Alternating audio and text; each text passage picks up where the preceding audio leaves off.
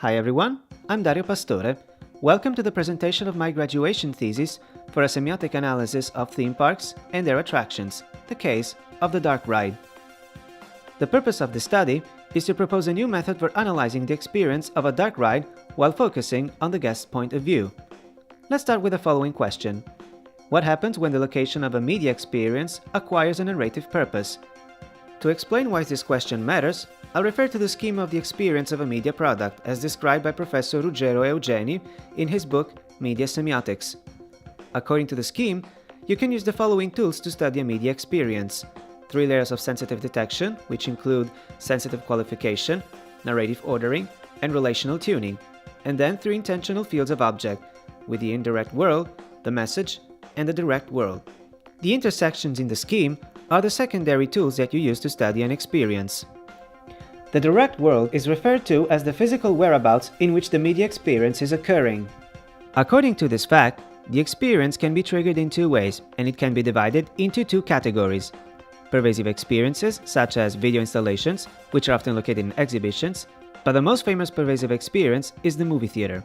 And then there are the situated experiences, such as video walls in subways, television, and MP3 players or smartphones. If you consider the examples of each category, you can tell that the deriving experiences will be different. The nature of the experience is determined by the location in which it is occurring. Now that we're sure of this fact, let me restate the question at the beginning of the presentation.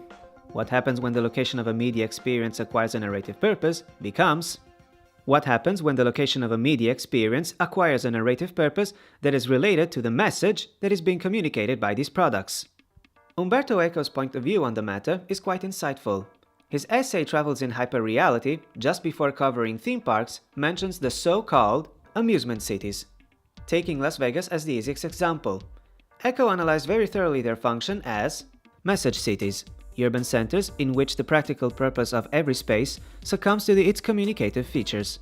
Signs and buildings are filled with elements that refer to architectural styles that are immediately recognizable. According to Eco, all of them define a city that actually functions in order to communicate. But ultimately, it is theme park attractions, especially dark rides, that involve physical places as totally integrated in the purpose of the message. Most theme park attractions today involve aspects that are typical of the experience of a multimedia product, and for this reason, this thesis goal is to analyze the experience of a dark ride by taking into account 3 versions of it, and study how thanks to them an interactivity factor has evolved in time. At first, the fruition of a dark ride may not seem a media experience because it is triggered in a direct and physical location, and not through an amplifier or screen that functions as a catalyst. However, experiencing a dark ride involves a continuous flow of different sensorial stimuli that are detected by very specific goals and pacing rules. Additionally, according to the study of cases that are about to be mentioned, most of the experience is played on the ambiguity of the continuity or discontinuity relationship between the audience and the represented scenic universe. In other words, the guests are constantly pushed into wondering whether the environment will react to their presence or not. For this very reason, it is possible to identify in this fruition the very same intentional fields of object that are typical of the media experience: the indirect world, the message, and the direct world. For the analysis, Eugenie's model has been employed still for this reason, but with an additional component that will be shown shortly. The indirect world is determined by the show that is being displayed for the guest's eyes, ears, and even nose, thanks to the popular animatronics, the holograms, often used in horror or supernatural themed rides, and more recently, intrusive audiovisual screens. The message, since it relies on the sequence of events, depends largely on the vehicle in which the guest is seated. In fact, without the vehicle, the scenes that determine the route would lack the consequentiality that is determined by the rhythm of the narration. The direct world is also represented by the vehicle because a space is defined inside it, in which the guest is essentially protected and separated from the surrounding world. Additionally, it is necessary to highlight another detail. In relation to its design and to the arrangement of its itinerary, calm or lively, straight or curvy, the vehicle displays features that tie it firmly to the message that is being communicated. That's why it can be established that it has got narrative properties. At this point, the additional element in Eugenie's scheme comes into play. Since the physical location implies narrative properties, both outside and inside the vehicle, an additional layer in Eugenie's scheme, which is called message placement, has been used in the analysis of 3 dark rides. It takes into account the events that occur when the experiencing subject gives a narrative meaning to the direct world. This cognitive process involves all the layers of interpretation and the other intentional fields of object. It redefines the meaning of the entire experience, and in doing so, it activates a second phase of narrative ordering, which deals with the spatial temporal context in which the subject is located. The following dark rides have been chosen because they best illustrate the 7 properties of the message placement. Snow White's Scary Adventures, based on its counterpart in Disneyland Park, was one of the oldest rides in the Magic Kingdom Park from Walt Disney World, and it is the best example of classic dark ride, since its structure is based on the popular ghost train rides that have been existing in fairs and amusement parks since the 1930s. Since its opening in 1971, till its dismantlement in 2012, this ride was never essentially upgraded, as a tribute to the archetypal technologies of this kind of ride, and to the reactions that could link different generations of guests that love not only the film, but the ride itself. This is a hybrid version of the dark ride, and this kind of attraction has been evolving since the late 1990s. Harry Potter and the Forbidden Journey is located in the Islands of Adventure section of the Universal Studios Park in Orlando since 2010. It blends the basic logics of the classic ride with innovative vehicle designs and the introduction throughout the itinerary of screens that show film sequences, thus combining multiple kinds of attraction into the same experience. The last example, Mission Space, is located in the Epcot Park in Walt Disney World since 2003. This ride represents a step further not only for dark rides, but also for another kind of attraction, the flight simulator. This is one of the first rides that actually give a chance to guests to partially interact with the story, by pushing specific buttons when called upon by a virtual instructor. I say partially interact, because if they don't press the buttons, the story's direction does not change. This is why it belongs to the category of pseudo-interactive rides. The application of Ruggero Geni's scheme to these cases, which is explained with more detail in the text version of the thesis, unveil not only the aspects of the dark ride experience, but also the 7 properties of the message placement process. Here is the first one. The message placement is activated when the vehicle is defined by features that determine a message that is linked to the represented world. Let's consider the vehicles from the Snow White ride and the Mission Space ride. The first one resembles a mix between a minecart and a wooden carved bed, with a friendly look that nods to the objects from the Snow White movie, while the second one resembles a flight simulator's cockpit with easily identifiable commands, levers, and monitors that will have to be used by the guests. Their designs are quite different, but they share the same function. If you consider the carved details on the car, such as the name of one of the 7 dwarfs, the squirrels, and the eyes, or the high-tech look of the cockpit's features, you realize that these details link both vehicles to 2 specific cultural backgrounds. Justifying the look of these vehicles would be pointless without linking them to the fictional universe of the ride. This is the first planned step towards the acceptance by the guest of a potential interactivity.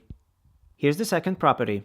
The message placement defines the relationship between the guest and the subjects of the represented world.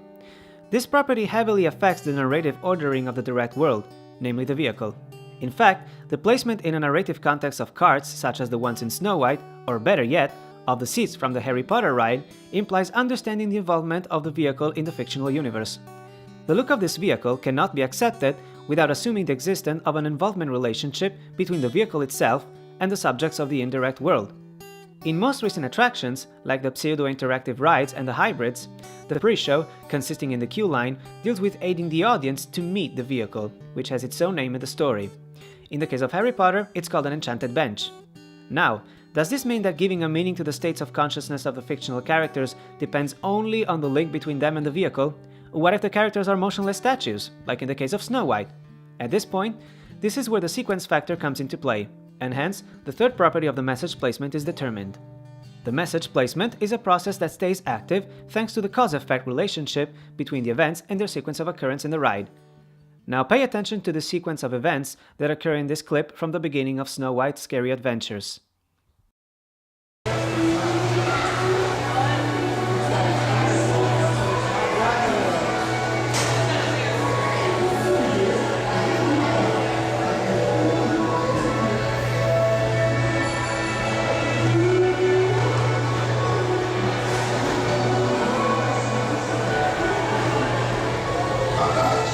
Snow White is the fairest one of all.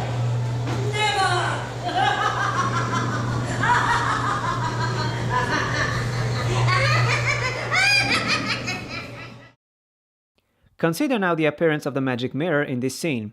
It is quite obvious that the mirror is essentially a painting, but the beats used for its disclosure to the audience, for the duration of its spoken line, and for the moves of the vehicle, They are all planned to allow the guest to arrange everything in a narrative context and in a very short timing, so that the consideration of the scenery's fakeness is delayed as much as possible.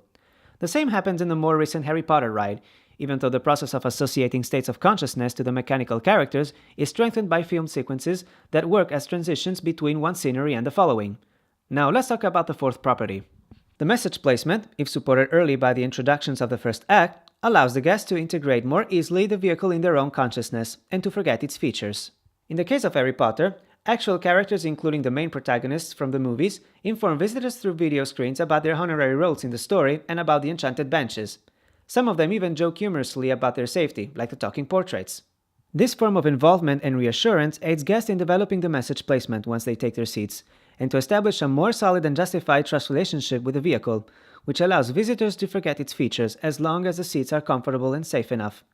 In the experience model, this property affects heavily the phase of relating with the subjects of the indirect world, and at this point the trust relationship between audience and fictional characters comes into play. This is the fifth property. The process of message placement can be accelerated by a fluid symbiosis between multiple tools of narration. If this happens, the relationship between the guests and the subjects of the indirect world is strengthened.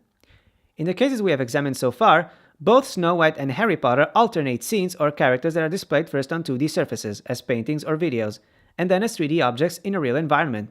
It's one of many ways in which the guests are brought to question every time their level of involvement in the story. Let's take a look at this clip from the Harry Potter ride, provided by the YouTube channel, The Coaster Views.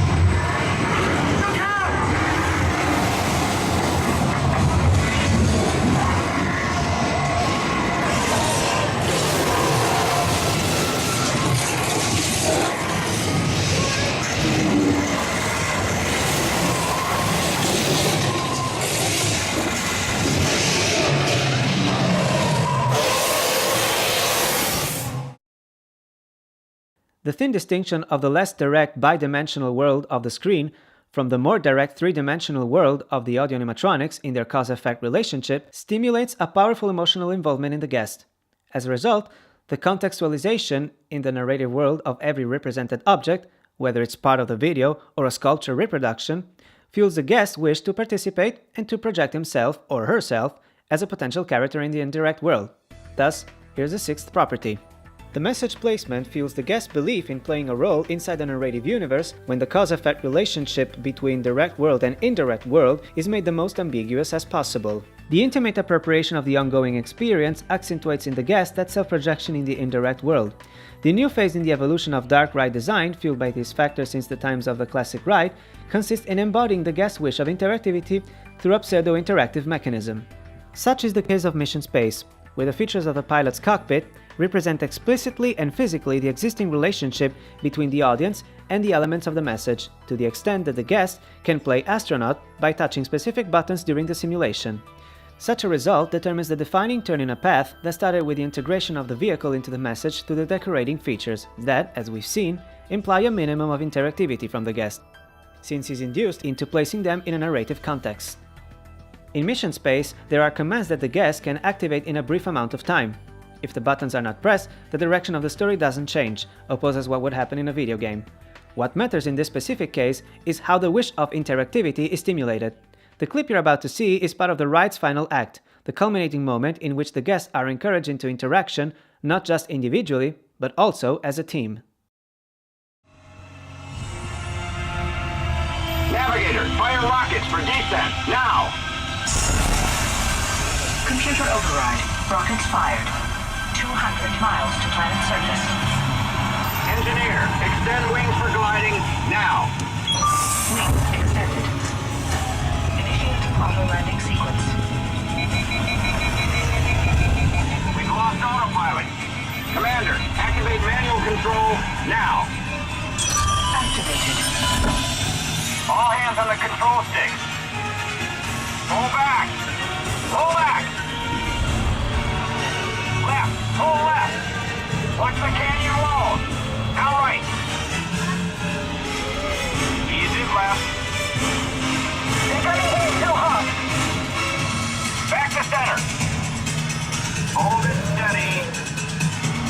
runway ends in 1,000 feet. Hold back. 200 Watch the feet. barrier. 50 feet. Hold back. Hang on.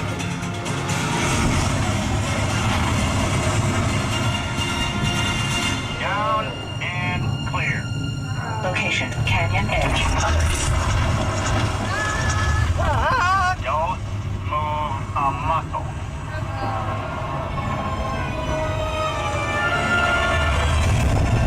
Good work, team. You made it to the landing site. Welcome to Mars. And welcome to the astronaut corps. Okay, heads back. Releasing restraints. Now, push the restraints up, gather all your belongings, and follow the arrows to the advanced training ground for further training. As you've seen, when the guests are called upon to work as a team, their will to participate is now at its highest level, especially now that their self-projection in the indirect world has been stimulated gradually by the interactivity factor. The wish to interact is also increased by the acknowledgement of sharing the experience with other guests. All of this leads to the last property of the message placement. If the message-related features that define the vehicle, and in this way it's linked to the indirect world, are interactive, the message placement strengthens the integration of the guest in the narrative world, and it establishes the tangibility of the interaction relationship between subjects of the experience and the fictional world. With this analysis, it has been possible to see that by making the guest update continuously their role from passive to active in the represented world, the design process of a dark ride throughout the years has been increasingly stimulating, by introducing multimedia elements, the illusion and the desire of participation, until the arrival of a critical phase, in which the ride finally includes the physical representation of the guest's wish to interact with the experience. The message placement process in all three examples has been the foundation of the growing involvement of the experiencing subjects and has contributed to determine in the guests the evolution of the awareness of their own role in the experience. Now let's make a short summary of the three key aspects of the dark ride that have been established so far. Number 1. The mechanisms of the indirect world are accepted by the guest through A. Perceptive and sensorial stimuli, B. Scenic details, C. The relationship between the safe direct world, the vehicle, and the indirect world, the scenography. Number 2. The more direct is the involvement, the more strengthened are the perceptions, and as a result the illusion of participation is stimulated. Number 3. The guest's desire of intervention can be encouraged when in conditions of absolute safety there are devices that can establish a tangible relationship with the subjects of the message. The message placement, as an exceptional layer in this context, justifies the validity of all three aspects, because without it the three described phenomena would not occur, and for this reason it can be considered sound. The growing interactivity in theme park rides and in other forms of entertainment is proof that today's audience is ready for experience projects that soon will allow it to create customized experiences even more independently from the authors that produce them. But the will to interact has to be stimulated appropriately in the guest's mind. For this reason, the layer of message placement in the experience model by Ruggero Eugeni deserves to be involved in the analysis and the design of such experience projects. You've reached the end of the presentation. Thank you for watching.